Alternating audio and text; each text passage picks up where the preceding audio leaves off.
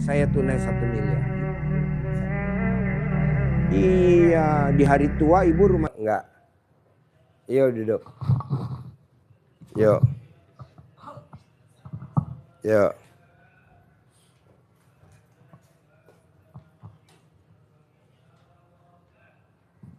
Yuk.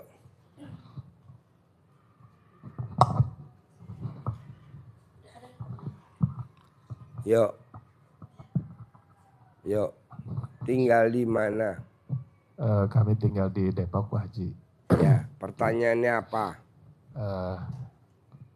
Pertanyaannya apa? Pertanyaan kami berdua ini, ya memang mengalami ya masalah keuangan yang menurut kami sih Pak Haji, ya luar biasa Pak Haji. Contohnya gimana? Jadi harta kami habis, rumah habis, kendaraan habis, hutang masih numpuk Pak Haji. Gimana? Rumah sudah habis terjual. Rumah habis terjual. Kendaraan sudah terjual, tapi hutang masih numpuk Pak Haji. Itu yang menjadi masalah kami berdua. Kami kesini sudah beberapa kali Pak Haji izin. Pertama kami mengetahui Pak Haji ini juga sudah sudah terjual semua Pak Haji, rumah sudah terjual, kendaraan sudah terjual. Kemudian ada saudara dari Papua kirim video, ini ada RDAY gitu. Kemudian kita buka YouTube-nya dan segala macamnya. Dan alhamdulillah kita sudah sering ke sini Pak Haji, sudah lebih dari 5 kali.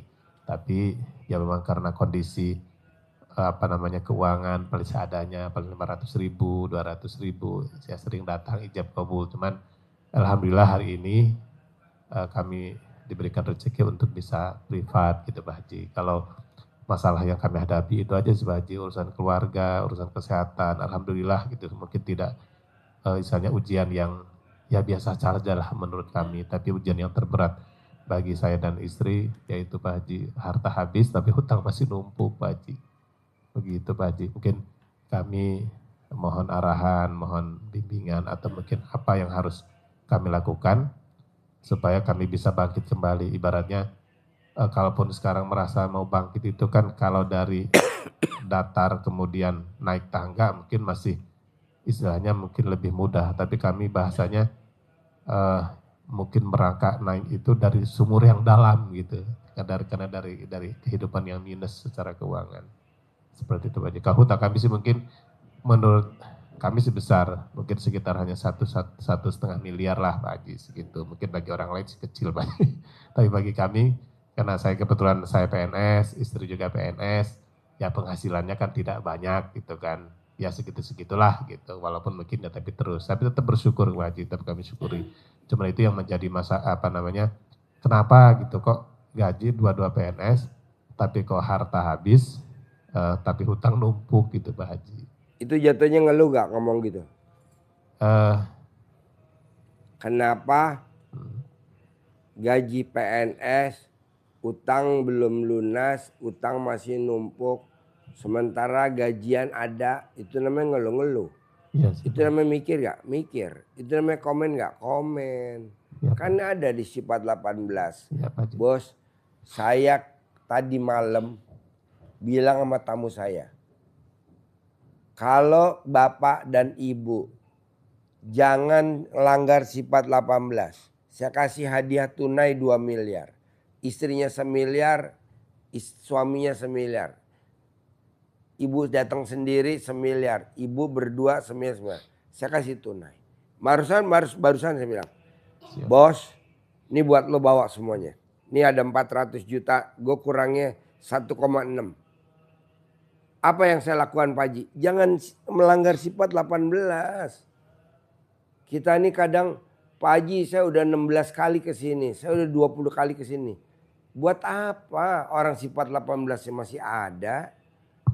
Janganlah, salah satunya apa? Ngeluh. Salah satunya apa? Mikir. Salah satunya apa? Komen. Nggak boleh. Siapa Haji? Jadi selama Bapak masih mikir, komen, mengeluh, nggak berlaku hadiah gue yang 1 miliar per orang. Nggak berlaku. Nah coba lo jangan sifat 18. Kedua, ilmu RDA itu ilmu paling gampang sedunia. Apa tuh paling gampang? Orang cacat bisa terkabul. Orang buta bisa terkabul. Orang budak bisa terkabul. Orang autis bisa terkabul. Ini sekarang lagi ada yang orang sakit autis. Orang disantet bisa terkabul. Ini lagi ada yang disantet nih. Apa yang dilakukan tamunya RDA? Semua orang bisa. Syukur. Nah lu berdua bertiga nggak ada syukur-syukurnya. Saya syukur Pak Haji. Mana? Nggak ada. Jadi dari bangun tidur sampai mau tidur isinya cuman syukur. Detik demi detik isinya cuman syukur. Nggak ada wiritan, nggak ada jikiran, nggak ada syukur. Gua nggak ngajarin wiritan, gua ngajarin syukur. Detik demi detik, menit. Lo kan nggak. Karena kalau orang yang ngeluh pasti nggak bersyukur. Orang yang mikir pasti nggak bersyukur. Orang yang hobinya komen pasti nggak bersyukur. Jadi ini jangan semua, jatuhnya jadinya syukur. Siap, Walaupun lo nggak ngucap, itu otomatis. Siap, Karena kalau orang mikir pasti nggak bersyukur. Orang komen pasti nggak bersyukur. Orang mikir pasti nggak bersyukur. Nah maunya gue coba lo praktekin sifat 18 nggak ada. Plus syukurnya ditingkatin. Siap Haji. Bisa? Siap. Ajarin. Yang tadi kita ngajarin, ajarin lagi dia. Kami sih udah banyak yang kami lakukan juga tuh dari Pak Haji yang apa bangun malam, kemudian air pakai pakai daun pandan. Dan juga tadi malam alhamdulillah ya memang mungkin belum rutin aja sih Pak Haji yang bangun malamnya. Ngaji alhamdulillah sudah sampai hari ini saya sudah masuk ke juz ke-17 Pak Haji. Saya ngikuti apa yang Pak Haji sampaikan. Sekarang lo bangun jam 00. Siap. Senyum, mandi pagi, tahajud, baca Quran. Siap. Tapi lo masih ngeluh. Siap Pak Haji. Sama aja 0. Iya betul. -1. Siap Pak Haji. Lo bangun jam 00, senyum, mandi pagi, tahajud, baca Quran. Tapi lo masih mikir. -1. 1000 kali -1 berapa? -1000. Bangun jam 00, senyum, mandi, tahajud, baca Quran 12 juz. Mana Pak Haji? Kata mau ngasih saya 1 miliar. Oke, gua kasih 1 miliar. Tapi nggak taunya apa? Komen. -1. Nggak boleh bos. Siap. Itu jangan dilanggar dulu. Terangin dulu bos. Terangin dulu. Terangin. Iya Bapak. Ibu. Jadi syarat untuk kita mendapatkan nikmat dari Allah yang berlipat ganda, kata Allah cuman satu. Apa itu? La ing sakartum. Ini kan jadi syarat. Kalau kalian mensyukuri nikmat yang aku berikan kepada kalian, pasti niscaya la azi pasti aku lipat gandakan. Bukan sekedar beri nikmat lagi, tapi dilipat gandakan nikmat-nikmat yang syukur kita itu pasti Allah berikan lagi, tambah lagi. Nikmat-nikmat yang kita dulu pernah kita nikmati itu dikembalikan lagi oleh Allah. Tapi kalau kita wala ing kafartum, tetapi kalau kamu kufur, tidak mensyukuri nikmat yang aku berikan kepada kalian itu, maka wala ing kafartum inna adzabi lasadid, maka azab. Jadi apapun yang ada di hadapan kita itu kita harus syukuri. Apapun yang terjadi kita harus legowo, lapang dada. Seperti halnya Allah ingatkan kita itu sampai 31 kali dalam satu surat yang pendek, tidak terlalu panjang. Surat Ar-Rahman. Fabi ayyi ala'i rabbikuma tukadziban. diulang sampai 31 kali. Nikmat Tuhanmu yang mana yang tidak engkau dustakan? Kok nggak syukur? Nggak syukurnya apa? Kondisi sekarang, tadi Bapak, saya bold itu, saya cetak miring, tebel, garis bawah, gitu, tanda petik. Apa itu? Saya sekarang ini Pak Haji, dalam kondisi bukannya kalau saya datar naik tangga gampang. Ini saya kondisinya ada di bawah di dalam sumur. Itu ucapan yang tidak boleh ada. Itu kita tidak bersyukur. Artinya tidak legowo. Bahwa kita merasa Allah ini sangat menghinakan, menjolimin kita menjolimin kita, ya tidak memberikan nikmat kepada kita. Sementara yang sering disampaikan Pak Haji, kita masih bisa mendengar, kita masih bisa melihat, kita masih bisa diberi nafas, kita masih diberi sehat, umur panjang. Ini kita lupa. Ini yang bikin Allah tidak takjub, kata Pak Haji. Sampai diulang berapa? 31 kali. Nikmatmu banyak. Karena kamu tidak bersyukur, inna adzabi lasadid. Maka tidak selesai malah terpuruk. Punya hutang, kalau Bapak Ibu dengar yang disampaikan Pak Haji, bersyukur seperti kita senangnya saat kita terima duit. Senang, syukuran saat itu. Tapi begitu sekarang kita, aduh punya hutang wajib. Enggak, jalani saja. Jalanin. Syukurin, nikmati. Lo kemana aja gak bakal lunas bos, gue lihat. Kenapa syukur lo gak ada? Waktu lo terima duit gimana? Gak ada syukur-syukurnya. Sekarang lo gak punya duit, lebih parah lagi gak ada syukur-syukurnya. Janganlah. Harus bersyukur. Harus bersyukur. Harus bersyukur. Jadi kalau gue lihat bos, lo cuman syukur aja bisa terkabul. Gue gak setuju. Kalau mau hajatnya terkabul harus sedekah ekstrim. Benar. Tapi kalau yang gak punya duit, ibadah ekstrim. Oke, kalau badannya sempurna. Kalau badannya gak sempurna, syukur ekstrim. Nah, jadi ada 3. Lo pilih aja yang mana yang lo mau. Syukur ekstrim Pak Haji. Ya udah syukur ekstrim. Alhamdulillah, alhamdulillah, alhamdulillah, alhamdulillah. Alhamdulillah, alhamdulillah, alhamdulillah, alhamdulillah. Dari bangun tidur sampai mau tidur, ucapnya cuman alhamdulillah. Bohong gak cair 10 miliar. Dari gue 1 miliar dah, dari Allah 10 miliar. Cuman itu doang. Bisa, harus bisa lah. Bos, lo terangin ayatnya. Kenapa dia terpuruk? Karena lo gak sedekah. Kenapa lo di hidupnya dimuliakan? Karena sedekah. Tuh, ada kan ayatnya di Al-Quran, coba terangin.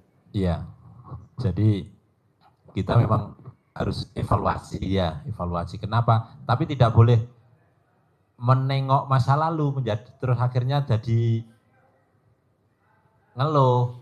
Wah, saya kok enggak ya? Itu menjadi evaluasi seperti Pak Haji contohkan kalau kita naik mobil itu tidak harus noleh ke belakang, tapi cukup ngelirik spion saja. Tapi kalau kita jalan ke depan ya sudah jalan. Masa lalu kita tengok menjadi evaluasi. Berarti sekarang harus tidak seperti itu. Apa itu? Kenapa Allah tidak menjamin kehidupan bisnis kita, usaha kita, karir kita itu tidak dijamin Allah dengan sempurna meningkat. Justru Allah turunkan karena itu ada hal yang tidak kita jalani atau kurang kita laksanakan. Apa itu? Bapak Ibu-Ibu ada di surat Fatir ayat 29. di ujung ayatnya itu Allah kasih garansi kepada kita tentang kehidupan kita, tentang karir kita, tentang usaha kita.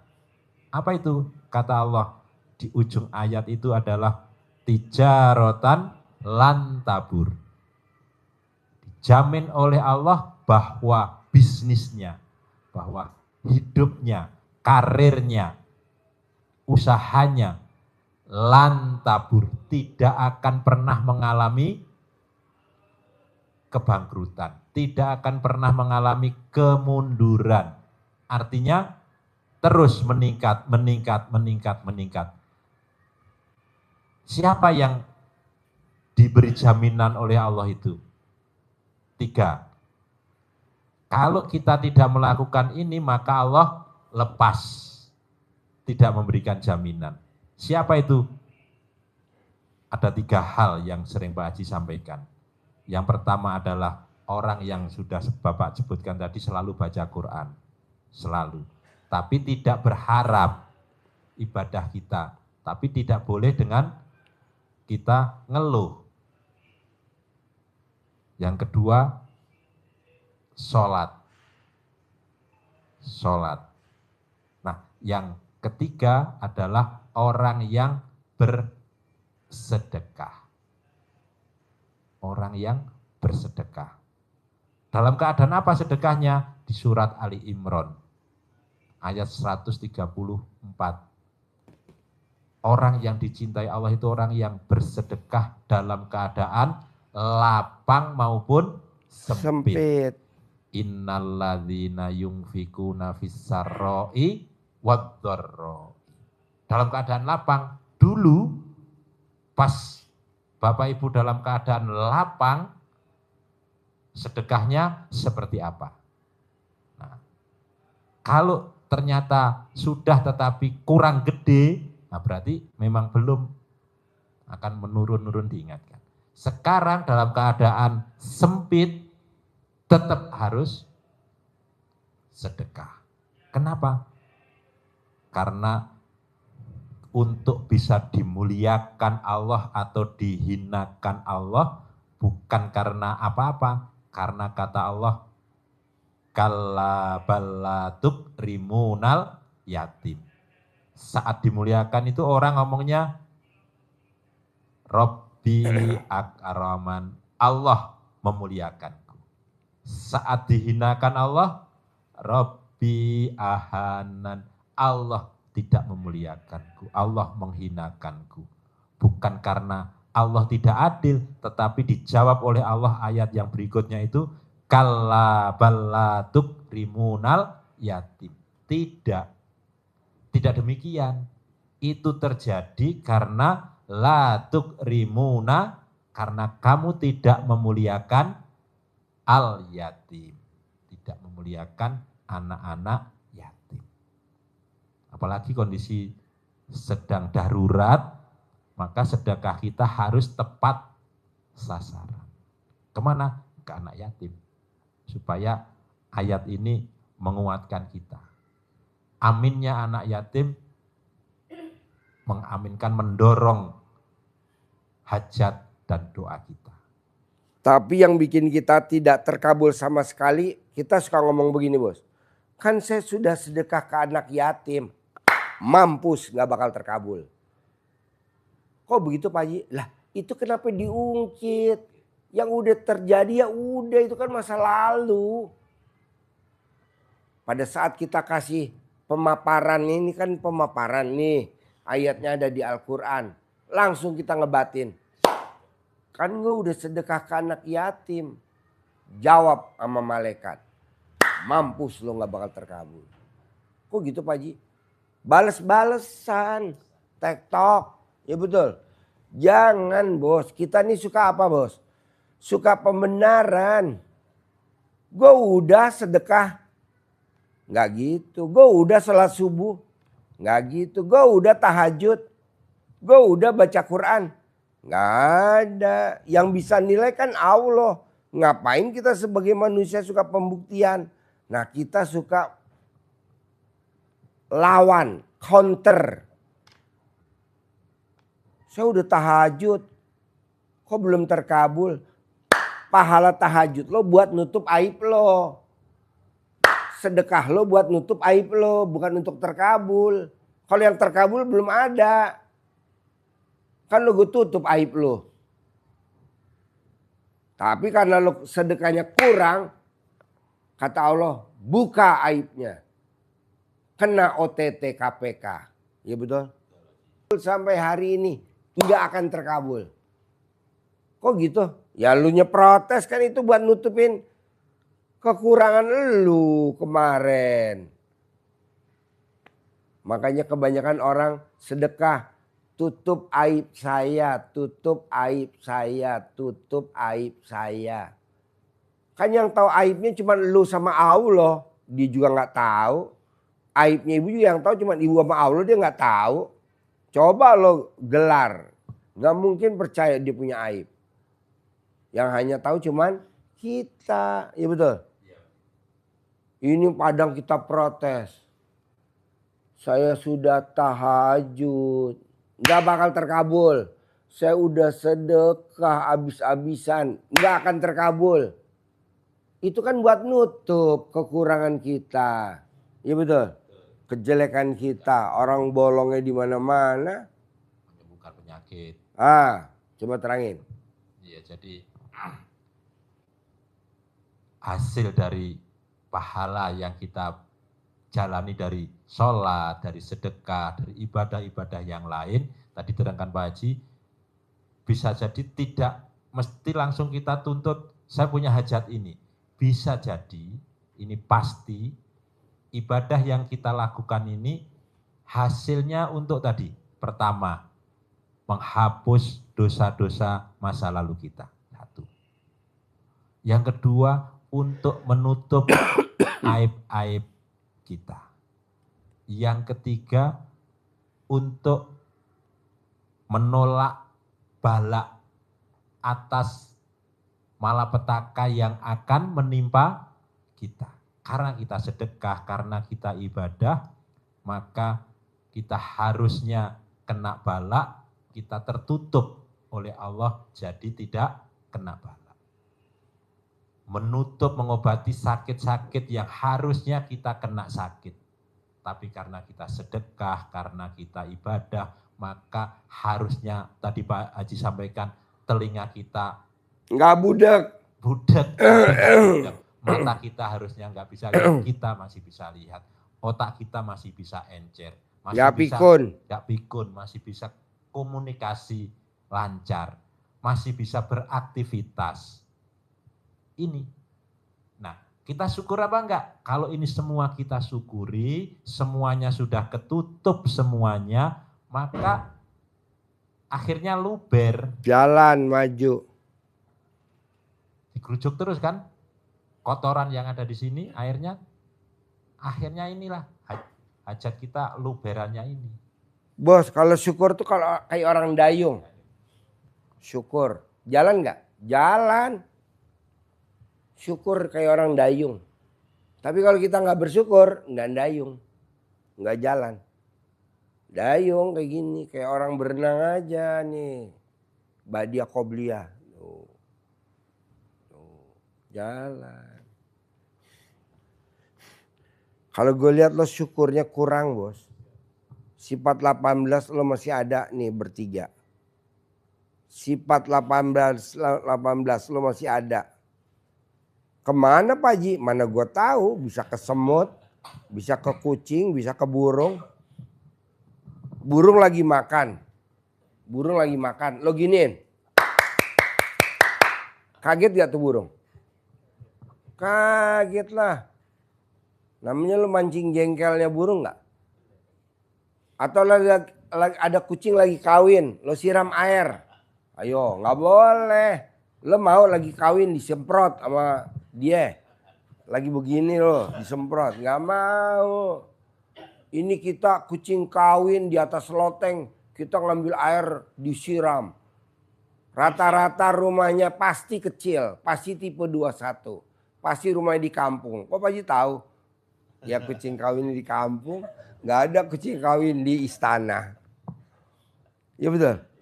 Kucing kawin bos di atas loteng. Berisik. Kita ngambil air segayung disiram. Itu kucing lagi enak-enak lagi pas mau keluar. Ada lagi mau klimak. Kata kucing kurang ajar nih manusia. Udah tahu gue lagi nikmat. Akhirnya apa doanya tuh kucing? Allah bikin susah itu orang yang nyiram gue. Sesusahnya gue tidak menikmatin klimaknya perkawinan.